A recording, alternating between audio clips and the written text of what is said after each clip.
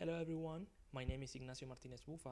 I'm a doctoral student from Universidad Jaume I, working on engagement, pragmatics, and multilingualism. I'm here today to present a research project I've been working on this last academic year, entitled Teaching in Times of COVID, Student Engagement in Collaborative Work in Blended Learning. I really hope you enjoy it. We all know the state of health emergency has required an adaptation of society's daily activities across the globe, and higher education was not the exception. The educational system was forced to adapt all teaching and learning practices to the online mode in record time. When we talk about online learning, we understand it as an umbrella term that includes any type of distance education delivered via the internet. This, however, does not come without its drawbacks. Therefore, it is of relevance to observe and analyze our teaching practices in this learning context in order to fully understand how we should approach it to make the best of it. One way to do so is by paying attention to student engagement to be able to see the impact this new change has on our students. For example, the Quality Assurance Agency for Higher Education suggested that learning in online environments entails a complete different experience in terms of student engagement when compared to face-to-face teaching practices. Hence, it is the aim of this research to analyze student engagement as influenced by this new adaptation to the online context. Before continuing, I would like to clarify some important concepts that I will be mentioning throughout this presentation. To start with, obviously, the idea of engagement. There are several definitions that we can find in the literature, and there is no clear consensus concerning this term. Some authors understand engagement as constructive, enthusiastic, willing, emotionally positive, and cognitively focused participation with learning activities in school. Others refer to engagement as investment or commitment, participation, or effortful involvement in learning, and others see it as a potential multidimensional or meta construct.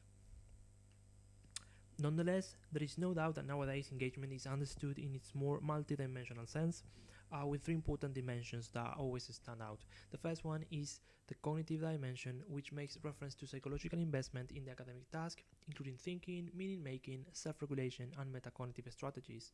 Emotional engagement is related to motivation and the affective nature of learner's involvement in the form of feelings such as interest or frustration. And finally, behavioral engagement is observed in students' conduct, participation, amount of time invested, or homework, or following school rules. Research on engagement with a focus on online versus face-to-face learning context has provided interesting findings. For example, Ku and Hu found that students had a more fluent contact with faculty members and an active participation in learning activities. Similarly, Laird and Ku found that the online context promoted collaborative learning as well as student-faculty interaction. Robinson and Hallinger compared online and on-site learning and observed that online students show a better student-faculty relationship, experience better learning, and felt more academically challenged. A study from 2010 reported high-order thinking, more reflection, and iterative learning as part of student engagement in online learning contexts. Henry et al. Explored blended learning, understood as the combination of online and on-site teaching and learning practices. They concluded that it was not about the medium but how to use it. They reported relevance and autonomy as indicator for students' engagement, and finally, when tracking the online behavior of students in the online platform, found no relationship between this and engagement. This research has shown that one key factor that contributes to effective online learning is collaborative work. In this sense, collaboration can be achieved through study group, collaborative learning, group problem solving, and discussion of assignments. The learning experience per se is collaborative, and therefore learning should be understood as a social activity. Thanks to collaborative work, we can promote reflection and assessment of the learning experience. Moreover, it engages learners with the learning process itself. Taking into account the importance of collaboration on student engagement, as well as the new online learning context that emerged as a consequence of current global situation, the following two research questions are proposed. What are students' perception of their engagement when working on an on-site and an online collaborative task, and what does a student's online activity on the virtual platform reveal about their engagement? Let's move into the study. 20 university students from the third year of the bachelor's degree in English study took part in the research. They were all enrolled in the subject Applied Linguistics in English Language Teaching and Learning. Their age ranged from 19 to 22, and 90% of the sample identify as female, 5% as male, and 5% as non-binary. During class time, they collaboratively work in two tasks, an essay writing and the creation of a concept map. After the completion of each task, they also fill in an engagement questionnaire designed for the purpose of the study and based on Redmond et al. 2018. The authors develop a conceptual framework for the study of online engagement that not only included the three most common dimensions that we have already mentioned, that is, cognitive, behavioral, and emotional, but they also included collaborative and social engagement. Collaborative engagement includes collaboration with peers and other agents that are part of the learning experience, while social engagement tackles social investment in the university experience.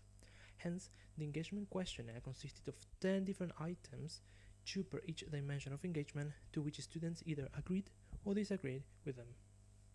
In addition to this, an open-ended question provided students with the possibility of expanding on their thoughts. Data collection took place in 2 different points in time. The first week, the on-site session, students work on the writing of an essay in small groups, but always respecting COVID-19 restrictions. They employed an online word processor in order to collaboratively create this essay. However, the interaction was face-to-face. After finishing the essay, students fill in the engagement questionnaire, which was delivered via online. The following week, the online session, students work on the creation of a concept map through a video call and an interactive whiteboard system. After the completion of the concept map, they once again fill in the engagement questionnaire. In order to answer to the second research question, researchers tracked selected participants' online activity in order to see the relationship between page views and student engagement. This study adopts an exploratory approach, as the ultimate goal was to compare and assess the impact of learning on students' engagement. Descriptive statistics was employed to report student engagement as well as the number of page views. These page views were classified in 3 different groups: procedural, when students click in course management such as syllabus and grades; content, referring to course learning material; and social, interaction in forums and emails. This classification was followed after Henry et al.'s 2015 study. Having explained the methodology, let's move now to the results and discussion of this study. Concerning the first research question, I will present the percentages of each dimension of the engagement construct and compare the numbers of on-site and online engagement. Regarding social engagement, high values concerning the development of friendship, class community, and student-faculty interaction were reported in both learning contexts. A closer look at participants' comments showed the importance of friendship and relationships when working in small groups. It is good to make groups. However, from my point of view, it would be better if we chose our group members. Although I do not mind working with my classmates, I feel more comfortable working with my friends. Previous established social relationships and group dynamics influence social engagement in this sense. Higher values were attributed to cognitive engagement in the online context. This suggests that these sort of learning environments promote content inquiry, content association, and decision making. Some students recommended that in essay writing, the on-site task, they would have preferred to work on their own. Maybe the nature of the essay might have had an effect on cognitive engagement, as the student reported that time as well as individuality was key for them. It has been helpful to work with my classmates on the map since it has helped us better understand the method. I had a good time with this activity and I learned at the same time. These positive comments reflect cognitive engagement in the online context, and these results go in line with what was previously observed in the literature. In terms of behavioral engagement, not much difference was observed. Both learning contexts foster rule following and the possibility of supporting and encouraging classmates. Nonetheless, encouragement and showing support remotely was perceived as more challenging than in face-to-face interaction, where other factors such as closeness might have helped. In line with this, participants reported not finding much opportunities to collaborate with their peers while doing the online task.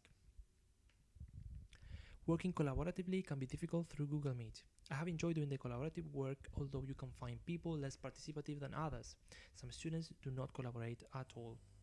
In addition to this, there is a connection between collaborative and social engagement, as on-site learners highly value the fact that they could work with friends.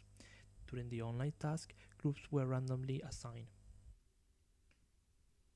I like working in pair or groups because we have debated and shared ideas by reasoning our personal ideas. I have felt comfortable doing the essay since I have been working with my best friends in the class and I feel free to give my opinion on the topic. We work well together and we support each other. Finally, no difference were observed regarding emotional engagement. All participants felt motivated, committed, and had clear expectations and assumptions about the task. What do I see is a mixture of different feelings as seen here in these comments. I do not like very much working in groups. It has also been stressful because we have had to do it quickly. But finally, I liked it because it was fun and motivating concerning the on-site task. I felt motivated doing this activity, but also angry because we did not know how to use properly the tool, but we finally finished it and we did a great job, talking about the concept map in the online environment. The second research question further explored engagement by taking a closer look at the student's online activity when logged in the virtual platform for Unit 1 to 5. I focus on 4 specific cases. Student 1 had the highest mark, Student 2 the lowest mark, Student 3 an average mark, and Student 4 the lowest page views. What we see here is that Student 1 reached minimum page views towards the end of the semester, and most of page views were of content information. Student 2 also showed a progressive disengagement as the course moved forward. In this case, this participant almost doubled the number of content page views, but failed the subject. Student 3 showed a different trend. In this case, her highest peak was more or less in Unit 3, mid-semester, for later dropping towards Unit 4 and 5. Finally, Student 4 showed the least number of page views, and her trend was of disengagement as the course moved forward. What this tells us is that first, there is no relationship between page views and academic success. That is, the more you engage in the virtual platform does not mean the better you perform. Page views and engagement variation are not related. And finally, what it can be observed is a progressive disengagement as the course moved forwards due to a decrease in the number of page views towards Unit 4 and 5, with the exception of Student 3, who showed a different trend. To conclude this presentation, we find that social interaction in the shape of friendship and relationships are key concerning collaborative tasks and their dynamic. There was high cognitive engagement in both learning contexts, but it seems that the online context promotes this sort of engagement to a better extent. Concerning collaborative engagement, the online context requires a greater effort when learning with peers and discussing ideas. No relationship between page views, engagement variation, and academic success as we have just reported. Finally, some of the ideas that we get from this is that when it comes to collaboration, we have to pay attention to the complexity of the task, previous relationships, as well as agency, as reported by participants. In online context, social engagement should be further promoted not only during class time, but also offline through forums and the like, as the number of page views for the social classification of page views was really low. Clearer instructions when it comes to the task help in the management of expectations, that is, emotional engagement, and the promotion of cognitive engagement as well. It is also of relevance to point out that the different dimensions of the engagement contract interrelate dynamically, with, for example, social engagement promoting collaboration and collaborative engagement, of course, as we have observed. Thank you very much for watching this presentation, and I hope you have enjoyed it.